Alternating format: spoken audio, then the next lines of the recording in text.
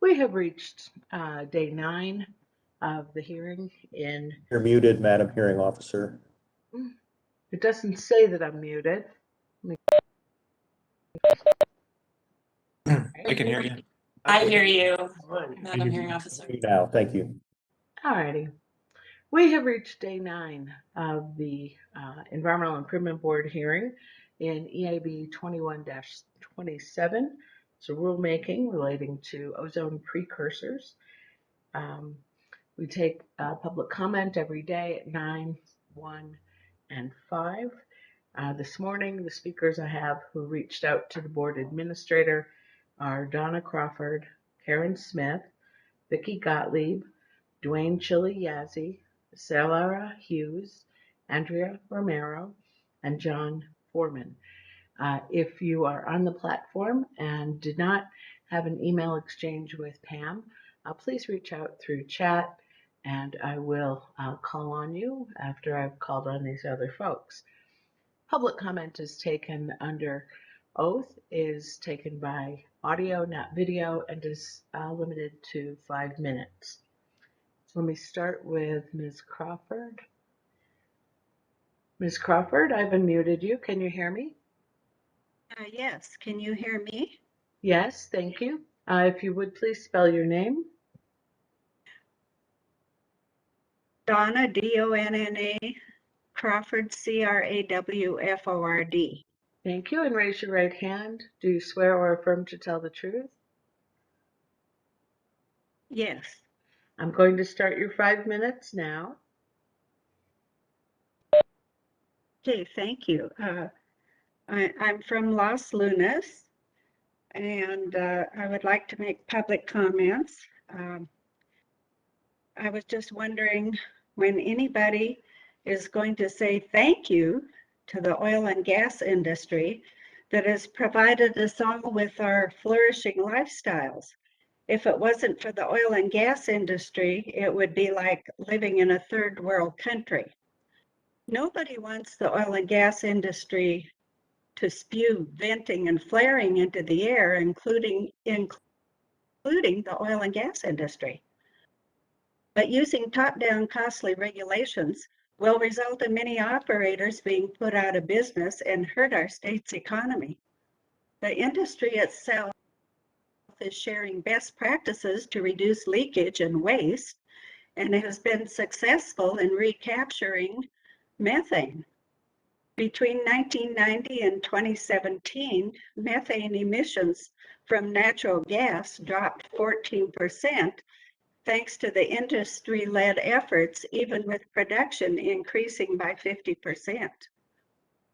A big part of the problem for the industry is limited pipeline access and infrastructure. The federal policy of shuttering existing pipelines and banning new ones is not helping. Instead of punishing the oil and gas industry, the state and federal government should be helping the industry that keeps our power and lights on and everything else in our lives. California has discovered that they cannot keep the lights on without natural gas and are in the process of building 5 new gas plants. But here we have New Mexico Environmental Department under the direction of Lujan Grisham trying their best to shut down our natural gas plants. It makes no sense whatsoever. The underlying theme of the crackdown on flaring and venting is just another nudge to kill the oil and gas industry as per Lujan Grisham's Energy Transition Act and the Green New Deal. I guess that's about all I have to say. And thank you very much for allowing public comment. Thank you, Ms. Crawford. Go now to Karen Smith. Let's see here. Ms. Smith, I've unmuted you. Can you hear me? I can. Can you hear me? Yes. If you would spell your name for the record, please. K-A-R-E-N, last name Smith, S-M-I-T-H. Thank you. And raise your right hand. Do you swear or affirm to tell the truth? I do. Thank you. I'm going to start your 5 minutes now. First, I'd like to thank the members of the Environmental Improvement Board for holding this hearing and allowing public comment. I'm Karen Smith, and I'm a member of First Congregational Church in Albuquerque, which is a green justice church that believes we have a moral responsibility to care for sacred creation. I live in Rio Rancho. Since moving to New Mexico in 2019, I have been dismayed to learn that our state has some of the worst methane pollution in the country, released through venting, flaring, and leaks. Methane is a powerful greenhouse gas that is 84 times more potent than carbon dioxide in the short term, and this leads to both air pollution and climate change. As a person of faith, I believe we have a responsibility to care for our neighbors, especially the most vulnerable, like children and those in rural and tribal communities. A disproportionate number of our energy-producing regions are in regions that are populated by these vulnerable communities. This leads to many health problems, such as asthma, emphysema, and heart disease. I support the proposal put forward by the Environmental Department to cut VOCs and methane released by the oil and gas industry. And this seems like a strong and common sense proposal to protect our air and climate. And I believe most New Mexicans support it as well. I would also suggest these improvements to strengthen the proposal. 1, require more frequent inspections to find and fix leaks. 2, require that operators control pollution during the completion or redevelopment of an oil well or gas well. 3, require inspection and retrofitting of pneumatic controllers, the second largest source of oil and gas methane emissions in New Mexico. I recognize that some oil and gas companies have made commitments to reduce methane emissions, but they represent only a fraction of the industry. We need uniform standards and technologies.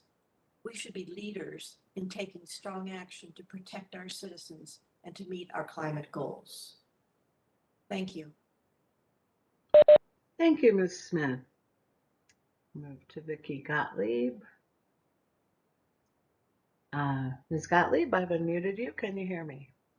I can hear you. Can you hear me? Yes, very clearly. Thank you. If you would spell your name, please, for the transcript. Vicky, V-I-C-K-I, Gottlieb, G-O-T-T-L-I, E as in every, B as in boy. Thank you, and raise your right hand. Do you swear or affirm to tell the truth? I do. Thank you. I'll start your 5 minutes now. My name is Vicky Gottlieb. I'm 72 and have lived in Placitas since 2007 and New Mexico since 1970, including Rio Arriba, Santa Fe, Chavez, and Bernalillo counties. Over that time, I've witnessed the lamentable and more often preventable degradation of our air quality. Thank you for accepting my testimony on the ozone precursor rule. I support Governor Michelle Lujan Grisham's call to lead the nation with more stringent oil and gas pollution rules.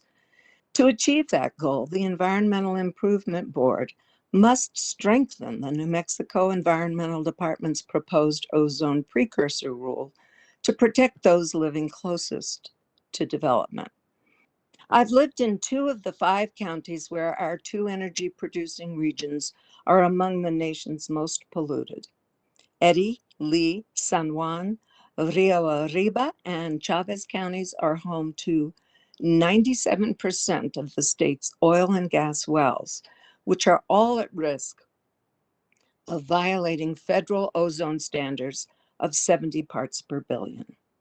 Oil and gas pollution impacts all New Mexicans and possibly beyond, as we now know that smoke from California fires has negatively affected air quality here and even reached the East Coast. The jet stream and local winds know no mercy. As we all become increasingly vulnerable, the air, water, and health of rural communities, tribal communities, children, the elderly, and those with severe allergies like me are especially at risk. More than 130,000 New Mexicans live within a half mile of oil and gas development, the majority of whom are Native Americans who face disproportionate impacts from climate change and air pollution. Leaks due to equipment malfunctions and lack of maintenance account for 70% of the oil and gas industry's emissions statewide. Placitas has two significant older, vulnerable pipelines, which may put us at risk for other methane and VOC incidents. I have three requests today. One, it is critically important that the leak inspection program proposed by NMED in July be adopted and that the final rule is strengthened to protect frontline communities by requiring more frequent inspections to find and fix leaks. Two, the final rule must be strengthened to ensure New Mexico incorporates leading approaches to address pollution during well completions. It should require operators to capture or combust emissions during completions, including the initial flowback stage, as the state of Colorado now requires. Three, the final rules should strengthen pollution cutting measures on pneumatic controllers, the second largest source of oil and gas methane pollution in New Mexico. NMED should require companies to inspect gas-powered pneumatics for malfunctions and leaks, as Colorado has done, as well as accelerate the timeline for operators to retrofit equipment with zero bleed or zero emission pneumatic controllers. Thank you for your time. Thank you very much, Ms. Gottlieb. Go then to Dwayne Chiliazzi. Hello, this is Felicia. Can you hear me? Mr. Yazzie? Good morning. Good morning. If you would please spell your name for the record. Chiliazzie.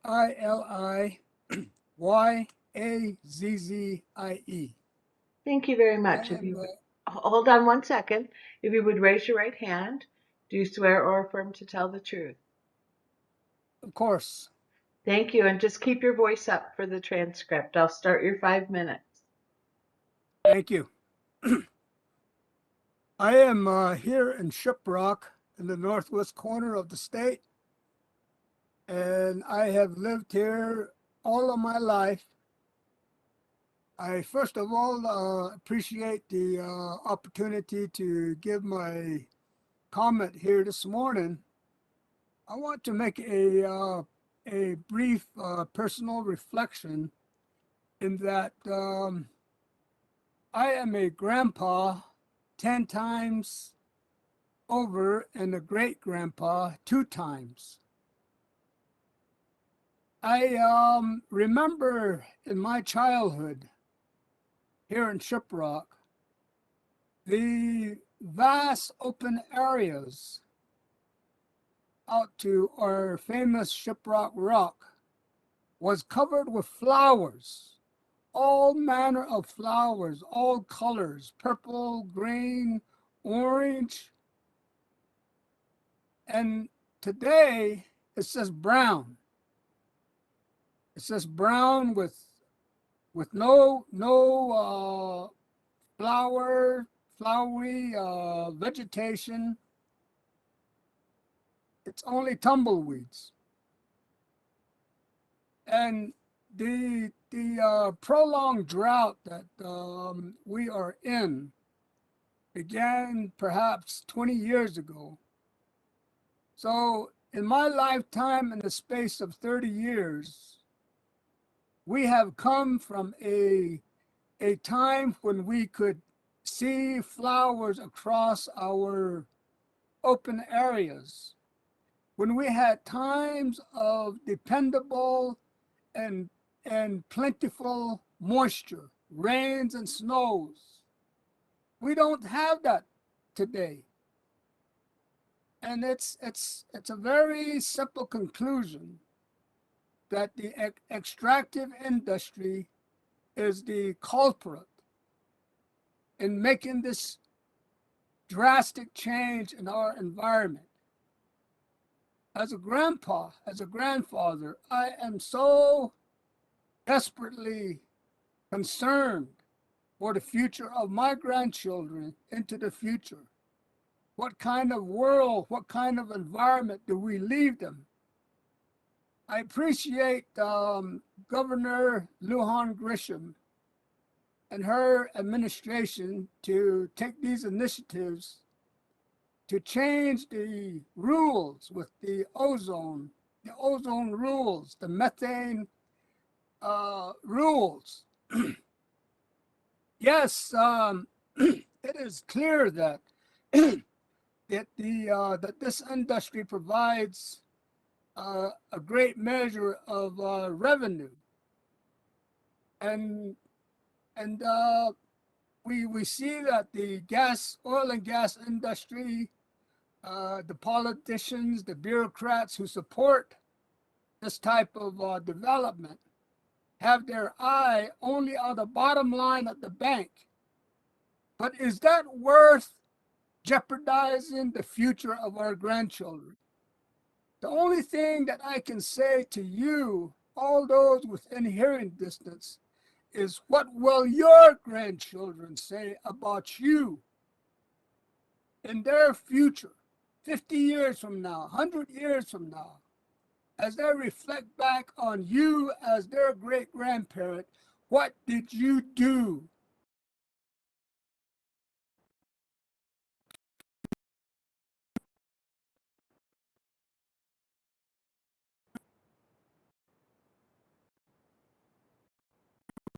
I appreciate this opportunity. Thank you. Thank you, Mr. Chiliazzi. We'll go now to Ms. Solaire Hughes. Ms. Hughes, can you hear me? Yes, I can. Can you hear me? Yes, I can, very clearly. Would you spell your name, please? First name Solaire, Celerah. Last name Hewes. Thank you very much. If you would raise your right hand, do you swear or affirm to tell the truth? Yes, I do. Thank you. I'll start your 5 minutes now. Thank you so much. And thank you for the opportunity to speak today and to listen to so many people from around the community. My name is Solaire Hughes, and I live in Albuquerque, New Mexico. I am one of the over 17,000 moms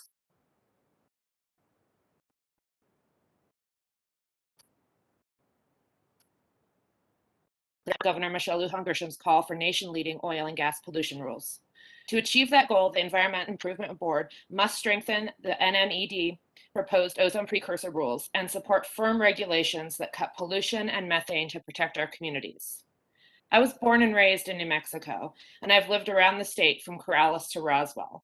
And when I decided to have a family, New Mexico was where I wanted to raise a child.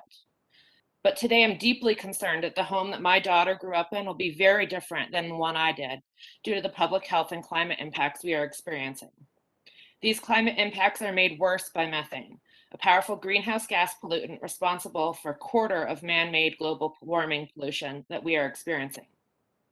We all know that climate change is greatly impacting New Mexico and the Southwest with drought and longer, more intense wildfire seasons and increased heat waves that threaten the health of New Mexico families. Rising heat and climate impacts are now a way of life for our children. Just this past summer, there were days my daughter's summer camp could not go outside because the air was dirty from smoke and particulate matter caused by wildfires. On other days, just playing outside would result in heat stroke. Seeing my healthy 8-year-old in pain from playing outdoors breaks my heart.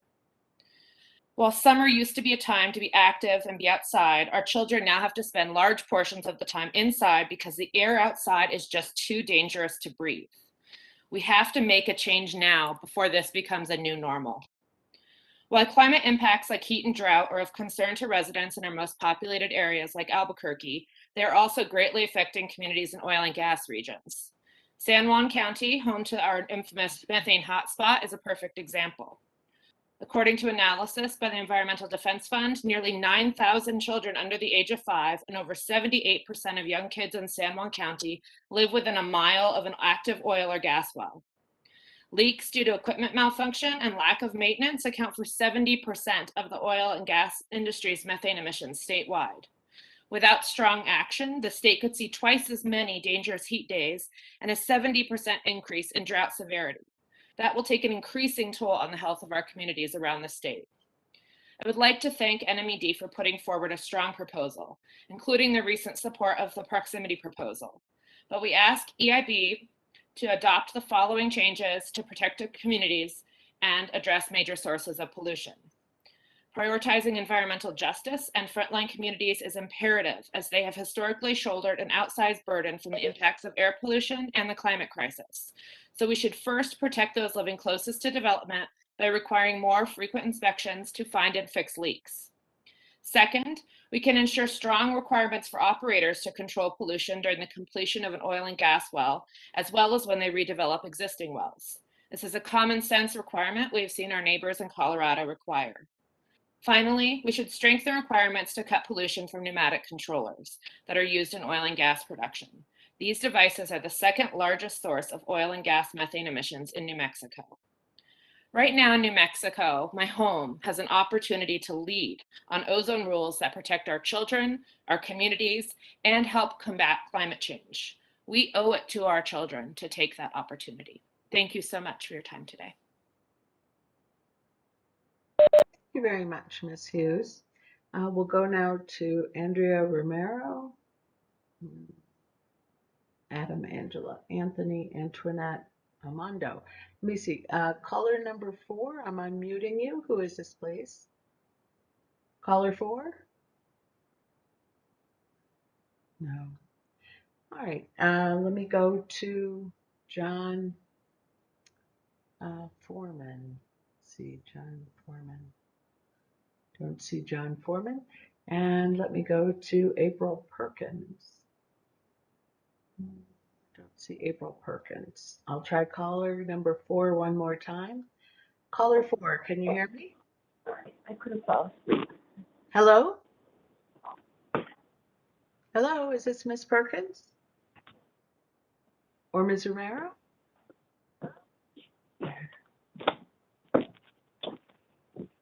Oh, gosh. All right. If anyone who signed up wasn't able to communicate this morning, I'm happy to accept their public comment at any other public comment session today at 1 and 5, tomorrow at 9, 1 and 5. You can also put any comment you have in writing and send it to Pam Jones, the board administrator. We will accept written public comment through tomorrow. So thank you all for that. It's 9:24. We will return to the technical case. Board members, this morning we did have a discussion about the admissibility of the department's, some of the department's exhibits and exhibits offered by a number of the environmental groups. I believed they were admissible. As I understand it, IPA&M and perhaps NMOGA will take this up with you in their post-hearing submittals. But I believed they were admissible and have either admitted them or will admit them on proffer. So I believe this morning we were going to start with one of the witnesses, actually, whose testimony was subject to that objection, Ms. Hill. Ms. Fox and Ms. Hill, is this where we're starting? Hearing officer, thank you. And just preliminary to that, I had just sent an email around to council about the availability of one of our rebuttal witnesses, Daniel Orozco, and I wanted to alert you to that he is available. His testimony is rebuttal on engines. It will be very short, and he is available after the lunch hour if he can be squeezed in. All righty, thank you. We can plan that. Okay, and then one. I'm sorry? I'm sorry. Then one other point, and that is that Dr. McCabe is coming back to testify in storage vessels, and he's available today and tomorrow before 2:15. All right. So I only mention this because the time is getting short and just want to make sure we can get our witnesses in. And you may have to remind us of that. And I saw some other emails about witness availability. Please keep reminding us. Thank you. Morning, members of the board. What we're going to be talking about today with Ms. Leanne Hill is public health impacts and her resume of VOCs primarily, and her resume is Clean Air Advocates Exhibit 24, and her full direct testimony is Clean Air Advocates Exhibit 25. Please state your name. Leanne Hill. And where are you employed? Hold on. Ms. Hill, if you would please raise your right hand. Do you swear or affirm to tell the truth? I do. Thank you. Go ahead, Ms. Fox. Thank you. Where are you employed? I'm a senior scientist at Physicians, Scientists, and Engineers for Healthy Energy, or PSE for short. PSE is a nonprofit research institute dedicated to supplying evidence-based information on the public health, environmental equity, and climate dimensions of energy production and use. What's your educational background?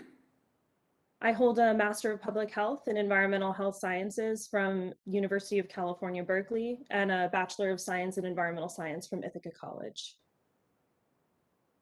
Describe your work experience briefly. I lead PSE's work on the environmental health dimensions of oil and gas development. Much of my work has focused on examining the peer-reviewed literature on oil and gas development and human health, air quality, water quality, and waste management. My publications include studies on chemical use associated with oil and gas development and the air quality and human health implications of oil and gas development. Is Clean Air Advocates Exhibit 24 an accurate copy of your CV? Yes. And you provided rebuttal testimony on behalf of Clean Air Advocates, which is Exhibit 25. Is that testimony accurate to the best of your knowledge? Yes. Could you please summarize the opinions that you provided in your written testimony? Yes, of course. First, air pollutants hazardous to human health, the environment, and the climate, including greenhouse gases, hazardous air pollutants, and criteria air pollutants are emitted from upstream oil and gas facilities. Second, air pollutants emitted from oil and gas facilities may contribute to the secondary formation of air pollutants that pose risks to human health and the environment, including ground level ozone. Third, there's a reasonable degree of scientific certainty that living in close proximity to oil and gas facilities results in increased health risks from elevated air pollution levels, and that these health risks are increasingly attenuated further from these operations. The public health risks and impacts associated with air pollutant emissions from oil and gas facilities that go unaddressed would be disproportionately experienced by people who live, work, and go to school near oil and gas facilities. And fourth and finally, emissions reduction strategies should focus on sites close to human populations. The increased frequency of LDAR inspections within 1,000 feet of occupied areas, such as homes, schools, and businesses, as proposed by Clean Air Advocates, is a targeted strategy to increase public health protections, which I strongly support. Which air pollutants are emitted from oil and gas facilities? Multiple air pollutants are emitted from oil and gas facilities and are associated with adverse impacts on human health and the environment. Broadly, these pollutants include greenhouse gases such as methane, VOCs, and criteria air pollutants. Methane, the primary component of natural gas, is a potent greenhouse gas that captures 86 times more heat than carbon dioxide over the 20-year time horizon. Many VOCs are hazardous air pollutants, or HAPs, and a recent review found that 61 HAPs were measured near upstream oil and gas sites or investigated from secondary data sources of upstream oil and gas sites. The 5 HAPs most frequently detected near upstream oil and gas sites in that study were benzene, toluene, ethylbenzene, xylenes, and N-hexane. Criteria air pollutants are 6 federally designated pollutants that cause adverse impacts to human health and the environment. And the primary criteria air pollutants directly emitted from oil and gas facilities are particulate matter and nitrogen oxides, or NOx. Could you please describe the risks and impacts to public health from exposure to VOCs? Emissions of health-damaging VOCs associated with oil and gas facilities present well-understood health hazards. I'll briefly discuss 5 common VOCs from oil and gas operations and their associated effects. Benzene is a known human carcinogen for which there is no safe level of exposure. Acute or short-term inhalation exposure to benzene is associated with neurological effects and eye, skin, and respiratory tract irritation.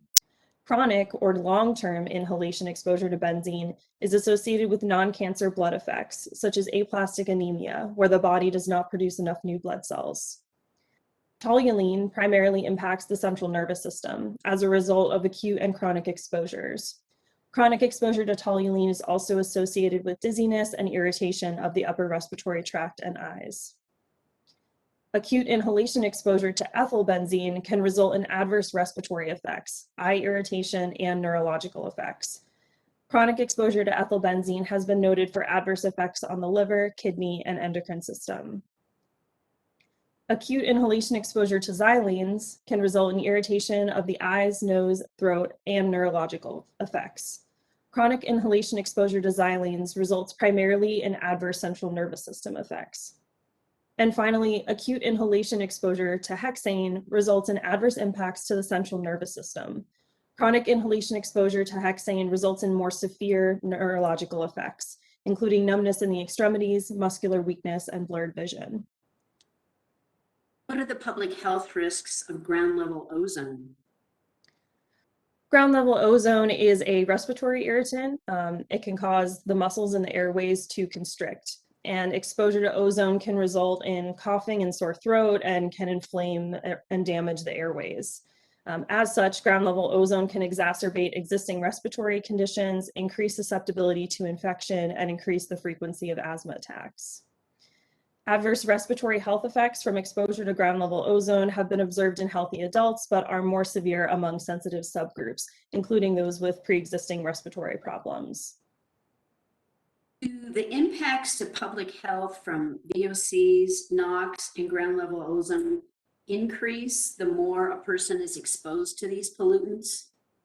Yes, chronic or long-term exposure may result in longer lasting or more severe public health impacts.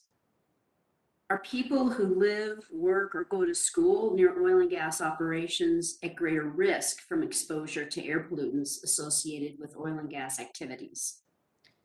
Yes, populations in close proximity to oil and gas development may be disproportionately exposed to associated health-damaging air pollutant emissions. And therefore, populations in close proximity to oil and gas facilities may also experience increased health risks associated with exposure to air pollutants emitted from these facilities. What are those increased risks and impacts? I detail many studies in my written testimony. Here, I'll note 3 peer-reviewed studies that estimate health risks associated with hazardous air pollutant concentrations by various distances from upstream oil and gas sites. A 2012 study found that non-cancer health risks associated with subchronic exposures and cancer risks were greater for residents living within a half mile or 2,640 feet from oil and gas wells for respiratory, neurological, and blood target organ system effects as compared to residents that live further away.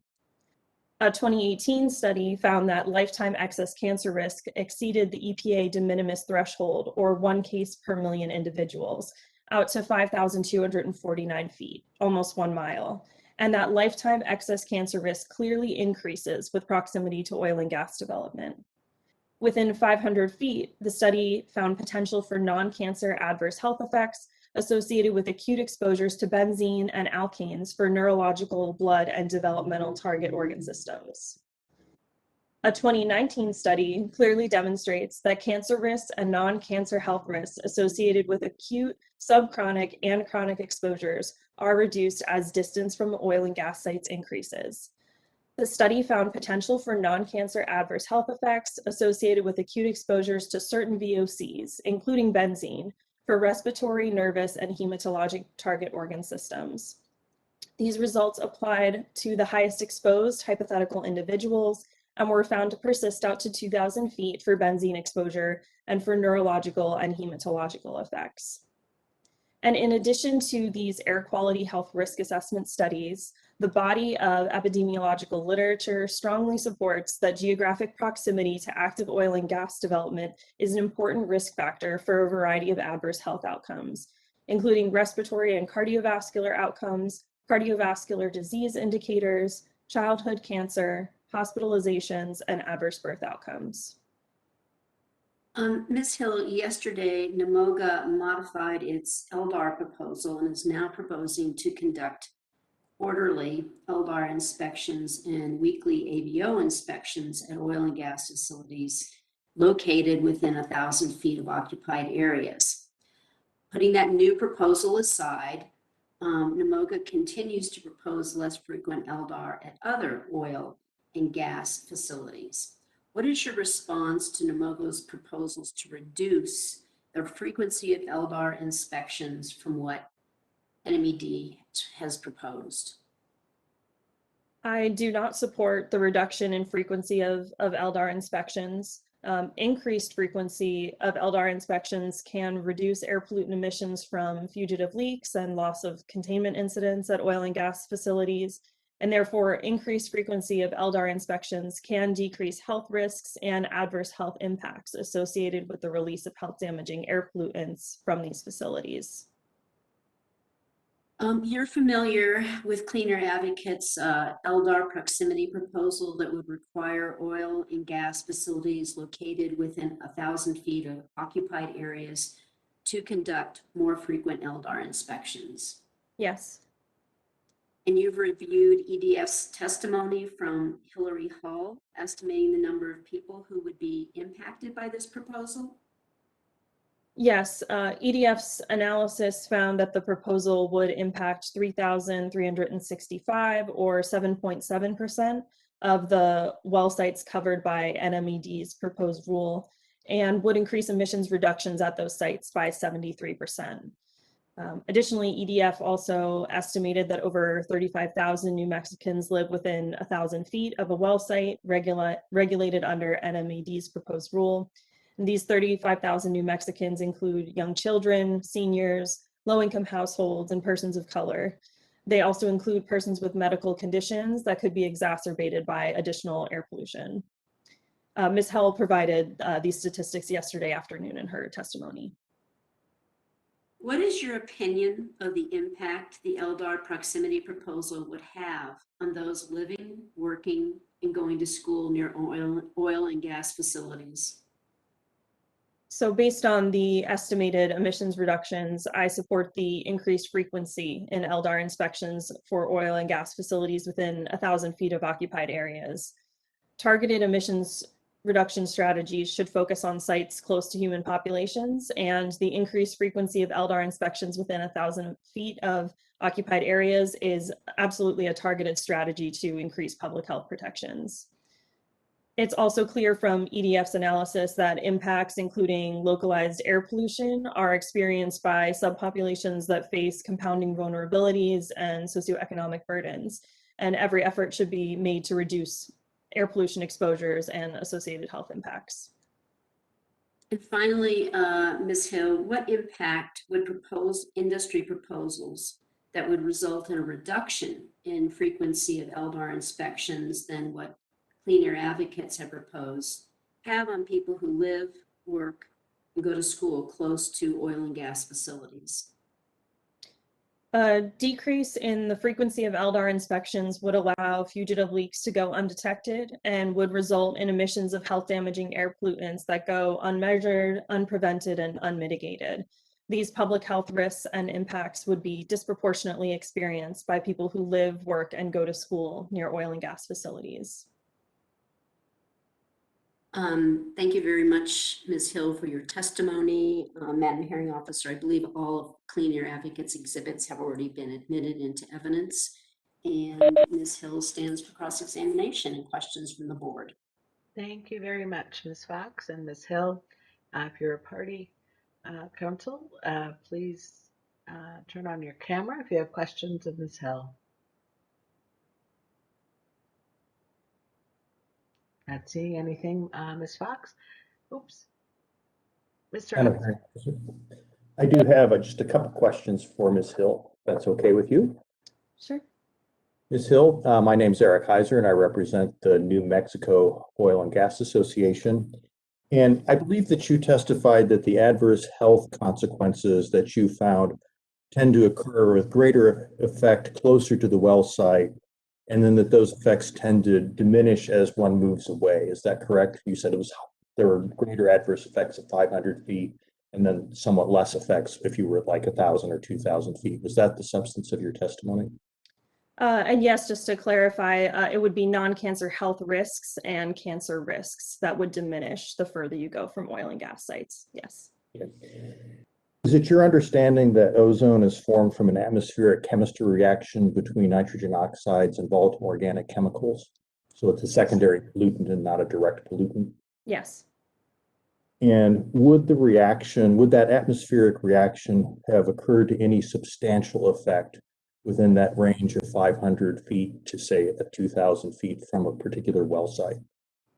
That's a great question, and I have not personally evaluated ozone formation given particular distances from oil and gas sites. The non-cancer and cancer health risks that I alluded to previously were focused on the hazardous air pollutant fraction, so focused on VOCs in particular and not focused on ozone. So you'd agree that it seems likely those are from the direct pollutants emitted from the well site, is what you've been seeing? Yes, the non-cancer health risks and cancer risks are associated with the hazardous air pollutant fraction. And in those studies, ozone was not evaluated. I really appreciate your clarification. Thank you very much. Okay, thank you, Mr. Heiser. Any other party representatives with questions of Ms. Hill? No. I'll turn them to the board for their questions. If you're an attendee on this platform and would have a question, please reach out through the chat, which is enabled for everyone. Madam Chair, do you have questions of Ms. Hill? Good morning, Madam Hearing Officer, and thank you for your testimony and information today. At this point, I don't have any other questions. Thank you. Vice Chair Trujillo Davis? Yes, I just have one question. I was wondering, we've heard a lot of testimony throughout this hearing about the health effects, and a lot of studies were referenced. I'm just curious if any studies have been done on oil field workers themselves. I did not review any occupational exposure studies as part of the scope of my testimony. It mainly focused on public health or population health, not occupational health. Oh, okay, thank you, Ms. Hill. I appreciate the testimony and the information. Okay, thank you. Member Cates? Yeah, just a couple of quick questions. Thanks for the testimony. So when you talk about facilities in general, do you mean upstream, and then do you also mean midstream? That is, are you talking production sites and pipelines? And if not, could you make that distinction? Yes, absolutely. So the studies that I reviewed focused on upstream oil and gas development. In most cases, this is classified as well sites. So I would say that's the majority of the sources considered, as opposed to further like midstream sources or gathering and distribution pipelines. Yeah, so you didn't really look at pipelines. Right. So it would be beyond the scope of your work to say that pipelines also pose similar threats, or to make any kind of assertion like that?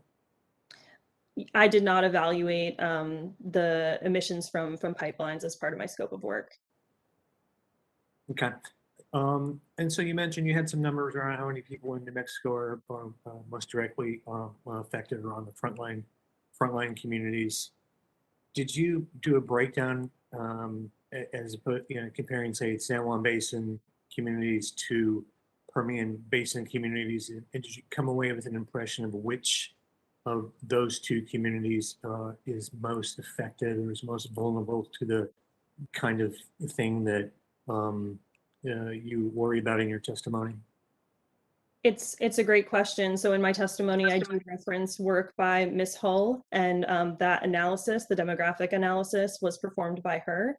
So I'm unable to answer that question. Yeah. So also in your testimony, you went into some detail about 2,540 feet is half mile is people within that range are still very vulnerable to, say, NOx emissions, and then people within a mile are at higher risk for abnormal rates of cancer. I think I'm kind of summing you up here accurately. So my question is there a safe distance to live and to exist? What's the safe distance if you want to not worry about public health concerns? What's a safe distance to live from a wellhead? It's a great question, and I do in my testimony provide all of the available peer-reviewed studies that perform air quality health risk assessments, of which there are only 3, and the furthest distance that they evaluate is out to about 1 mile in any of those studies. 2 of the studies focus on more narrow distances, granularly around 2,000 feet, and so there have been instances where there are increased health risks observed beyond 1,000 feet and out to 2,000 feet, for example. The question around safe distance is I would want some additional context, because here we're only talking about air pollution, and there are a lot of other stressors associated with oil and gas development that can contribute to health risks. Psychosocial stress, noise, light pollution, and other factors that we're not primarily addressing here. So the question around safe distance from air pollution, I would say there's evidence beyond 1,000 feet that shows there's elevated risk from air pollution, but that there are also other stressors that can influence health outcomes. Yeah, okay, thanks for the testimony. That's all I had, thanks. And thank you, Member Bitzer. Dang, make me want to not inhale. That's a serious list of nasties you've got in that criteria emission category. I threw this out yesterday, and the person testifying didn't have any context for it, but we tend to have prevailing winds. As was demonstrated in one of the videos, one of the satellite photos yesterday, there's a direction this stuff generally blows. And so a circle, 1,000-foot circle, has got 3.14 million square feet in it. But if it's equidistant, if you're in the middle of that circle and heading one way, it seems to me the criteria emissions pollutants are going to go a lot further that way, but you'd be better off living 300 feet upwind than 2,000 feet downwind. Has anyone ever done sort of a oval type mapping rather than the CEP, this circle error probable type of thing that you're aware of? It's a great question, and taking into account prevailing winds may be more of like a site-specific, might require more site-specific assessments. There is one study that I do cite in my testimony. It's a health outcome study or an epidemiological study. It is based in California, and it looks at measured lung function among individuals that live near active and idle oil and gas sites in South Los Angeles. And they look out to about 1,000 meters. And what they did find for active sites and for folks living downwind of those sites, that the reductions in lung function were greater than for folks that live, say, upwind of those sites. So there is that differentiation from the air pollution or respiratory pathway. That being said, I think the shape you choose when drawing a buffer distance is ultimately, it can be a science policy question. It may be easier to draw a concentric circle as opposed to trying to adapt to prevailing winds, which again are site specific when you're thinking of a policy context. want the advocates to start thinking about an app. Maybe we could have some sort of automated assessment tool. Anyway, that's my only question. Thank you. Sure. Thank you. I remember going to a talk at the Santa Fe Institute about the development of an app like that, Member Bitzer. Let's see, Member Garcia. Yes, thank you, Madam Hearing Officer, and thank you for your testimony. Just a clarifying question. These studies were done in New Mexico or in other places such as Texas near oil and gas operations? Yeah, that's a great question. The 3 air quality health risk assessments that I cited were all conducted in Colorado. To my knowledge, that's the extent of the peer-reviewed literature that's able to look at health risks by distance with an air pollution focus. In New Mexico, in the San Juan area in particular, there's also concern about exposure to abandoned uranium mines and tailings. And I would imagine that would compound health effects. Do you look at compounding effects of other area hazards? Is that one of the things that was looked at? Most of the studies that are included in my testimony have actually done their best to design a methodology so that they are singularly focused on oil and gas development, so that they remove additional explanatory or confounding factors so that when they are observing associations, they can more definitively state that the tie is to the source related to upstream oil and gas sites, typically wells.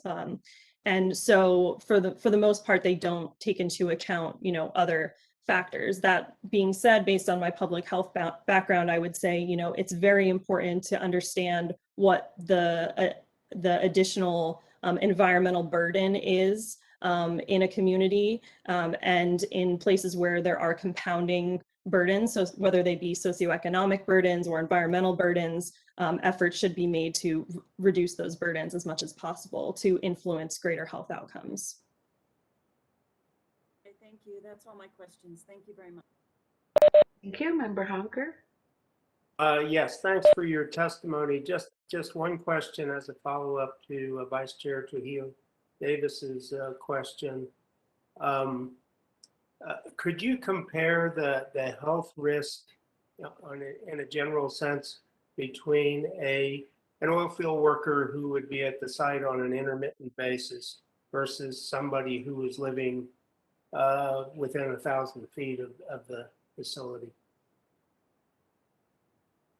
There are some general statements I can make about maybe some similarities and differences in exposure. When you say, an oil field worker might be out at sites intermittently, there is evidence in the peer-reviewed literature that there are intermittent or episodic spikes in air pollution emissions, particularly related to specific activities at the site.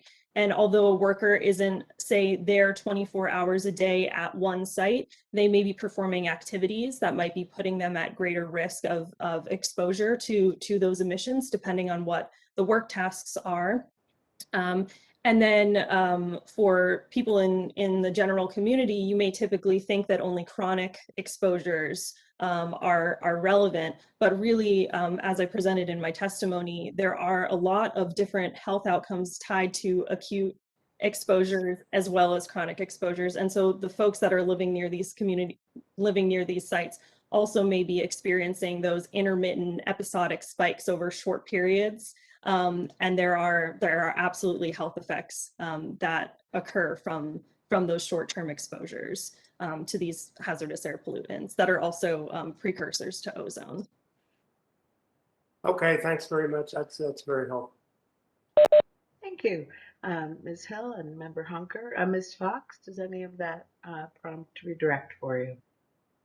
No, Madam Hearing Officer. All right. Thank you very much for your testimony, Ms. Hill. Thank you. And thank you, Ms. Fox. So, do I understand from the email exchanges we had last night around the remaining topics, Ms. Katz, that we will be moving to the liquids unloading?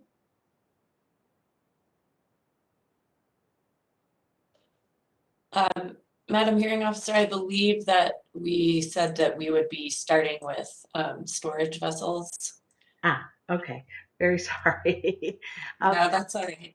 Let's take a 10-minute break, please, and come back at, well, a 14-minute break. Come back at 10 after 10, and we'll begin with storage vessels. Thank you.